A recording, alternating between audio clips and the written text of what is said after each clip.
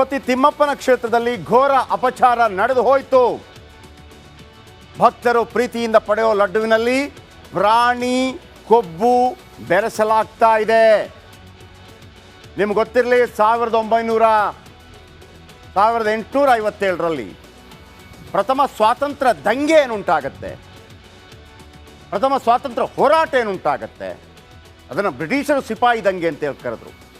ಯಾವ ಕಾರಣಕ್ಕಾಗಿ ಆಗತ್ತೆ?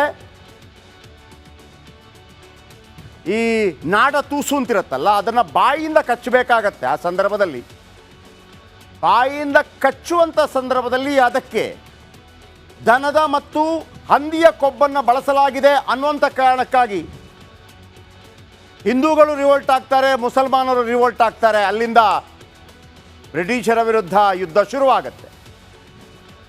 ಇದೀಗ ದನದ ಕೊಬ್ಬನ್ನು, ಅದು ಕೂಡ ಎಂಥ ತುಪ್ಪದಲ್ಲಿ ತಯಾರು ಮಾಡಬೇಕಂತ ಲಡ್ಡು ನಮ್ಮ ಕರ್ನಾಟಕದಿಂದ ನಿರಂತರವಾಗಿ ನಂದಿನಿ ತುಪ್ಪ ಹೋಗ್ತಾ ಇತ್ತು. 2020ಕ್ಕೆ ಅದು ಸ್ಟಾಪ್ ಆಗತ್ತೆ. ಹಾಗಿದ್ರೆ ಜಗನ್ ಮೇಲೆ ಅನೇಕ ಅನುಮಾನಗಳು ಬರುತ್ತೆ.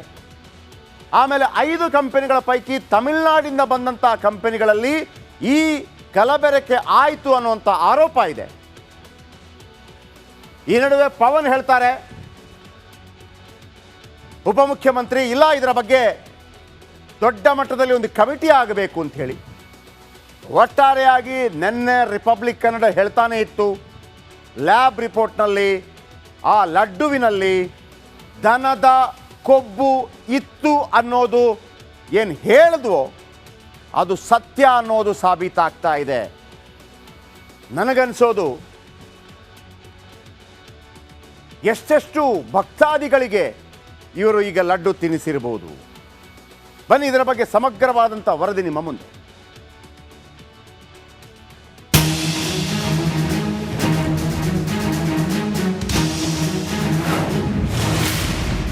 ನಿಮ್ಮ ರಿಪಬ್ಲಿಕ್ ಕನ್ನಡ ಹೇಳಿದ್ದು సత్య సత్య సత్య. అక్కడ ఎంత దుర్మార్గంగా ప్రయత్నం చేశారంటే అంత దుర్మార్గంగా ప్రవర్తించారు. దేవుని దగ్గర పెట్టే ప్రసాదం అపవిత్రం చేసే విధంగా ఎనిమల్ ఫ్యాట్ కూడా వాడారని. ತಿರುಪತಿ ಲಡ್ಡುಗೆ ದನದ ಕೊಬ್ಬು ಬೆರೆಸಿದ್ದು ನಿಜ.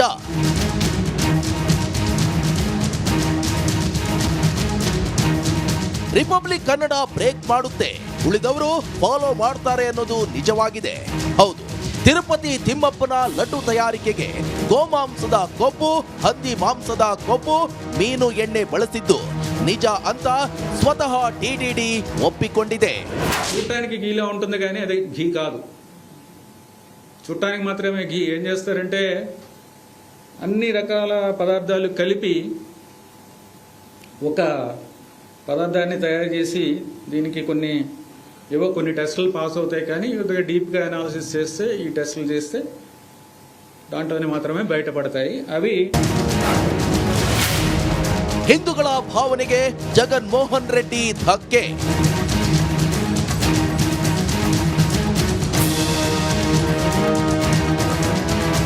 ಇದು ಮಹಾನ್ ಪಿತೂರಿ, ಸನಾತನ ಧರ್ಮದ ಮೇಲಿನ ದಾಳಿ. ಮಾಜಿ ಸಿಎಂ ಜಗನ್ರಿಂದ ಹಿಂದೂಗಳ ಭಾವನೆಗಳಿಗೆ ಧಕ್ಕೆ ತಂದಿದ್ದಾರೆ ಅಂತ ರಾಮ ಜನ್ಮಭೂಮಿ ಪ್ರಧಾನ ಅರ್ಚಕ ಸತ್ಯೇಂದ್ರ ದಾಸ್ ಕಿಡಿಕಾರಿದ್ದಾರೆ. जो भी घटनाएं हुई हैं, जैसा जांच हुआ है उससे स्पष्ट हो गया है कि ना इसमें जो है यह चर्बी मिलाया गया है और मछली का तेल मिलाया गया है, और वहाँ की जो सरकार थी उसको संज्ञान में है कि नहीं है, और कब से मिलाया जा रहा है इसका भी पता नहीं है. ಲಡ್ಡು ಲಡಾಯಿಗೆ ಎಂಟ್ರಿ ಕೊಡುತ್ತಾ ಸಿಬಿಐ.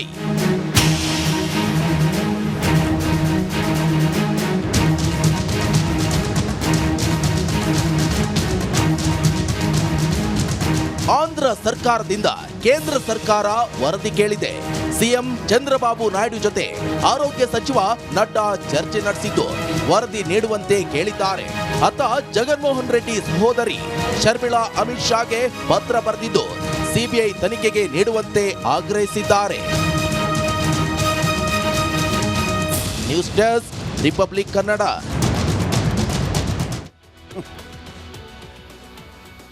ನಮ್ಮ ನಂದಿನಿ ತುಪ್ಪ, ಕರ್ನಾಟಕದಿಂದ ನಂದಿನಿ ತುಪ್ಪ ಎಲ್ಲಿ ತನಕ ಹೋಗ್ತಾ ಇತ್ತೋ ಅಲ್ಲಿ ತನಕ ಪ್ರಾಬ್ಲಮ್ ಆಗ್ತಾ ಇರಲಿಲ್ಲ. ಇದೀಗ ತಿಮ್ಮಪ್ಪನ ಪವಿತ್ರ ಪ್ರಸಾದ ಲಡ್ಡಿನ ವಿವಾದ ಇಡೀ ದೇಶಾದ್ಯಂತ ಒಂದು ಕಡೆ ಲಡ್ಡು ಚರ್ಚೆ ಆಗ್ತಾ ಇದ್ರೆ, ಕರ್ನಾಟಕದ ನಂದಿನಿ ತುಪ್ಪದ ಬಗ್ಗೆ ಕೂಡ ಚರ್ಚೆ ಆಗ್ತಾ ಇದೆ. ನಂದಿನಿ ತುಪ್ಪ ಬಳಸ್ತಾ ಇದ್ದಾಗ ಎಲ್ಲ ಸರಿ ಇತ್ತು, ಯಾವುದೇ ಪ್ರಾಬ್ಲಮ್ ಇರಲಿಲ್ಲ. ಆದರೆ ಜಗನ್ ಅವಧಿಯಲ್ಲಿ ನಂದಿನಿ ತುಪ್ಪ ಬಳಕೆ ಸ್ಥಗಿತವಾಯಿತು.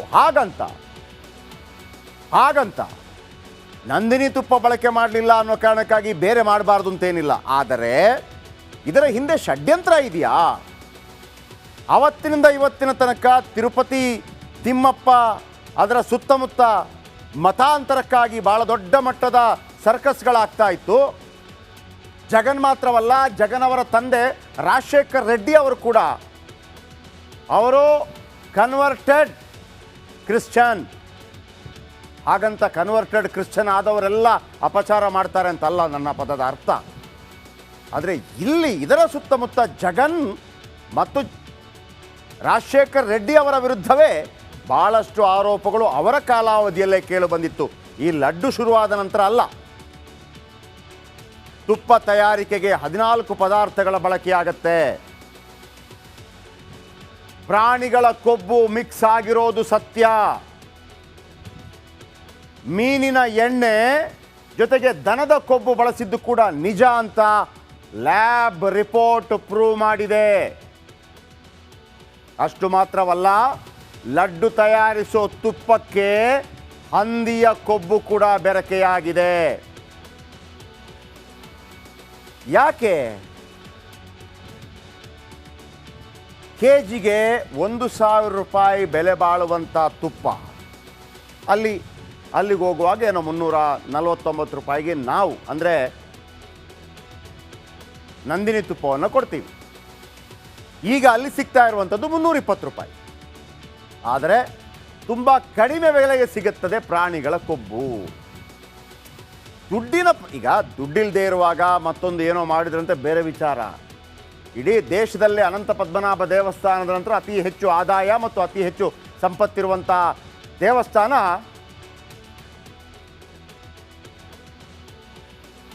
ತಿರುಪತಿ. ಆಮೇಲೆ ಪ್ರಾಣಿಯ ಕೊಬ್ಬು ಮಾರುವ ದೊಡ್ಡ ಜಾಲವೇ ಇದೆ.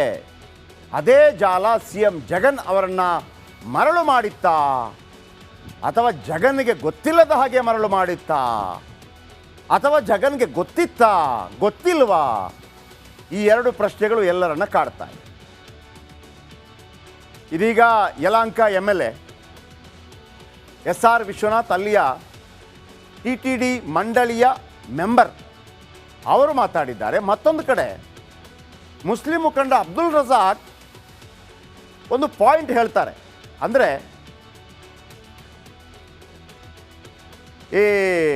ಏನು ಹಲಾಲ್ ವಿಚಾರವನ್ನು ಕೂಡ ಎಳೆದು ತರ್ತಾರೆ. ಕೇಳಿಸ್ಕೊಳ್ಳಿ. ಆ ತುಪ್ಪ 1,000 ರೂಪಾಯಿ ಆಗಲಿ 2,000 ರೂಪಾಯಿ ಆಗಲಿ ತಿರುಪ್ತಿಯಲ್ಲಿ ದುಡ್ಡಿಗೇನು ಬರ ಇಲ್ಲ. ಸಾವಿರಾರು ಕೋಟಿ ರೂಪಾಯಿ ದೇವಸ್ಥಾನದ ಅಕೌಂಟಲ್ಲಿ ಐತೆ. ಅಲ್ಲಿ ಯಾವುದೇ ಕಮಿಟಿ ಮೆಂಬರ್ಸು ಕೂಡ ಇದರಲ್ಲಿ ಎಷ್ಟು ರೇಟ್ ಆಯಿತು ಅಂತ ಕೇಳಲ್ಲ. ನಾವು ಟೆಂಡ್ರ್ ಯಾರು ಕರೀತಾರೋ ಅವ್ರು ಕೊಡ್ತೀವಿ. ಇದರಲ್ಲಿ ಏನೋ ದುಡ್ಡು ತಿಂದು ಯಾರಾದ್ರೂ ಅವ್ಯವಹಾರ ಮಾಡಿ ಕಡಿಮೆ ದರದಲ್ಲಿ ನೇರವಾಗಿ ಪರ್ಚೇಸ್ ಮಾಡವ್ರೆ ಅಂತ ಹೇಳಿದ್ರೆ ಇದು ಅವ್ಯವಹಾರದ ಪ್ರಶ್ನೆ ಬರ್ತದೆ.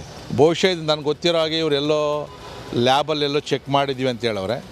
ಹಿಂದೆ ಕೂಡ ಇವರು ವಿರೋಧ ಪಕ್ಷದಲ್ಲಿ ಇದ್ದಾಗಲೂ ಅವರು ಅದನ್ನು ತೊಗೊಂಡೋಗಿ ತುಪ್ಪನ ಚೆಕ್ ಮಾಡಿಸಿ ಆಗಲೇ ಅವ್ರು ಮಾಡ್ಬೋದಾಗಿತ್ತು.